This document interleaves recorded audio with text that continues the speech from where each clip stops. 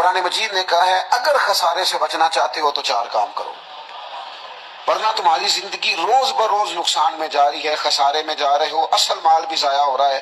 یہ 4 باتیں اگر تم اپنے اندر پیدا کرنے میں کامیاب ہو گئے تو تم خسارے سے بچ گئے۔ کون کون سی؟ الا الذین آمنوا، ایمان لاؤ، پختہ ایمان، یقین کامل کی دولت، یؤمنون بالغیب، غیب پر ایمان، طاقتور قسم کا ایمان، ایسا ایمان کہ جو انسان کو اتنا پختہ کر دے کہ اس کے لیے نیکی کے رستے پہ چلنا آسان ہو جائے اور بدی سے خود بخود اس کی طبیعت اچاٹ ہونے لگے۔ پختہ ایمان ہو، مضبوط، وعملوا الصالحات، اور پختہ ایمان کے بعد پھر اعمال صالحہ سے اپنے آپ کو آراستہ کرو، تمہاری زبان سچ بولے، تمہاری آنکھیں شرم و حیا والی ہو، تمہارا وجود جب بھی قبول کرے رزق حلال ہی کو قبول کرے، سوچیں ستھری ہوں، نظریات پاکیزہ ہوں، طبیعت خیر خواہی والی ہو، کسی کے لیے اچھے جذبات رکھتے ہو، تمہارا وجود نفع بخش ہو، ہمیشہ کسی کا بھلا کرنے کی خواہش طبیعت میں مچلتی رہتی ہو۔ اعمال صالحہ سے اپنے آپ کو آراستہ کرو، صوم و صلات کی پابندی ہو، نماز کا خیال ہو، نماز کے قیام کا خیال ہو، ظاہری باطنی آداب کے ساتھ اللہ کے حضور عبادت کے لیے حاضر ہونا تمہارا جذبہ ہو، ایمان اور اعمال صالحہ، یہ 2 خوبیاں۔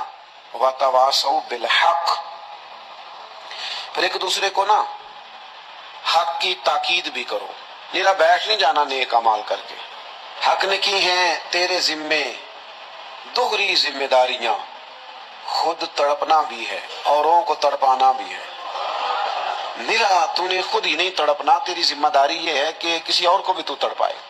وَتَوَاصَوْا بِالْحَقِّ، تاکید حق کرنی۔ ہمارے اندر نا ایک بہت بڑا مسئلہ ہے، 2 حکم ہے شریعت کے، ایک ہے امر بالمعروف، ایک ہے نہی عن المنکر، نیکی کا حکم دینا اور برائی سے منع کرنا۔ میں نے دیکھا ہے کہ بڑی کمزوری پائی جاتی ہے، نیکی کی بات لوگ پھر بھی کر لیتے ہیں لیکن نہی عن المنکر، کسی بندے کو برائی سے روکنا، منع کرنا، طبیعت ہوتی ہے گڈ بک میں رہنے کی، مزاج ہوتا ہے سب کی آنکھوں کا تارا بننے کا۔ اپنے گھر کے اندر بھی اتنی جرت کا مظاہرہ نہیں کرتے کہ غلط کو غلط کہہ سکیں، حق بات کی تائید کر سکیں، طاقت ہی نہیں ہوتی۔ ایسی عجیب سیاست سکھا دی گئی ہے کہ ہر شخص ایک عجیب رنگ میں اپنی زندگی بتانا چاہتا ہے۔ قرآن مجید کہتا ہے خسارے میں چلے جاؤ گے اگر کلمہ حق تمہاری زبان پر نہیں آتا، اگر کلمۃ الحق ادا کرنے کی تمہارے اندر طاقت نہیں ہے تو تم نے ضائع کر دیا سارا وقت، حاصل کیا کیا؟ کہیں اگر اپنی برادری، اپنا قبیلہ، اپنا خاندان کسی موقع پر غلط ہے اور سامنے کوئی قبیلہ ٹھیک ہے تو آپ تائید کریں سامنے والوں، آپ کے اندر یہ اخلاقی جرت ہونی چاہیے کہ غلط کو غلط کہہ سکیں اور صحیح کو صحیح کہہ سکیں۔ نبی اکرم علیہ السلام نے فرمایا تم میں سے جو برائی دیکھے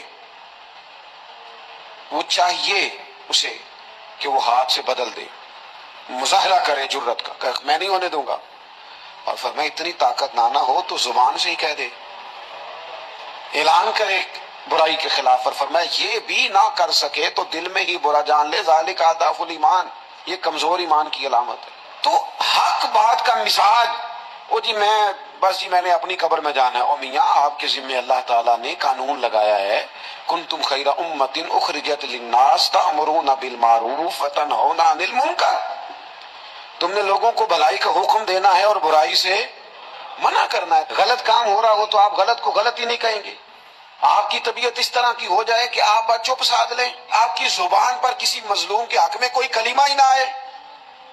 ایک بستی میں 2-3 لوگ بڑے نیک رہتے تھے اور باقی بستی ساری گناہوں میں، معاذ اللہ، اللہ کی نافرمانیوں میں، حدوں کو توڑنے میں مشغول تھی۔ اللہ کریم نے فرشتوں کو حکم دیا کہ اس بستی کو الٹ دو۔ فرشتوں نے عرض کی مالک وہاں تیرے 2-3 نیک بندے بھی تو رہتے ہیں، تو رب کریم نے فرمایا سب سے پہلے انہیں تباہ کرنا۔ مالک نیکوں کو، پرہیزگاروں کو۔ فرمایا یہ کس طرح کے پرہیزگار ہیں، خود تو نمازیں پڑھتے رہے اور میری نافرمانی دیکھ کے کبھی ان کے ماتھے پر شکن تک نہیں آیا، کبھی ان کی طبیعت پر بوجھ نہیں بنا کہ لوگ دین کی حدیں توڑ رہے ہیں میں کم از کم زبان سے ہی کہہ دوں، نے کبھی سوچا ہی نہیں کہ شریعت اسلامیہ کو سر عام پامال کیا جا رہا ہے اور کوئی کلمہ ان کی زبان سے ادا نہیں ہوا۔ پہلے ان لوگوں کو تباہ کرنا، خود تڑپنا بھی ہے، اوروں کو تڑپانا بھی ہے، اپنی زندگی میں حق کہنے کا مزاج پیدا کریں۔ کسی کو روکیں کہ میاں یہاں تو غلط ہے، ہم سے لوگ مشورہ لینے آتے ہیں، ہم ہاں میں ہاں ملا کے گزر جاتے ہیں۔ اگر آپ کو محسوس ہونا کہ سامنے والا بندہ جو آپ کے پاس بیٹھا ہے وہ بات درست نہیں کر رہا تو یہ جرأت پیدا کریں، اگرچہ حکمت سے کہیں، دانائی سے کہیں، اچھے جملوں کا چناؤ کر کے کہیں، لیکن اس کو کہیں، اس کو سمجھائیں کہ یہاں تو بھی غلطی پہ ہے۔ اور غلطی دلیر لوگ مانا کرتے ہیں، دلیر لوگ، بزدلوں نے بھی کبھی غلطی مانی ہے؟ بزدل تو اپنی غلطیوں پہ دلیلیں دیتے ہیں، نہیں میرا یہ مطلب تھا، نہیں میں یہ، بزدل ساری زندگی کہتے ہیں میں ناکام ہوا فلانے کی وجہ سے، میں پیچھے رہ گیا فلانے کی وجہ سے۔ او خدا کے بندے تو بزدل ہے، اس لیے تو نہیں، اگر تو طاقتور ہوتا تو کم از کم اپنی غلطی تو اپنے کھاتے میں ڈالتا، تو اپنی غلطیاں بھی کسی کے کھاتے میں ڈال رہا ہے، یہ بزدلی ہے۔ تو فرمایا ایمان لائیں، اچھے اعمال کریں اور حق بات کی تاکید کریں۔ اچھا جب حق بات کی بات کریں گے تو یہ ہو نہیں سکتا پھر تکلیف نہ آئے، پھر مخالفت نہ ہو، پھر ساری دنیا ٹھیک ہے، یہ ممکن نہیں ہوتا۔ اب مشکل آئے گی تو فوراً کہا وَتَوَاصَوْا بِالصَّبْرِ، ایک دوسرے کو صبر کی وصیت کریں۔ مشکل تو آئے گی، جب آپ حق بات کہیں گے تو کچھ لوگوں کے مفادات پر چوٹ بھی لگے گی، کچھ لوگ مخالفت بھی کریں گے۔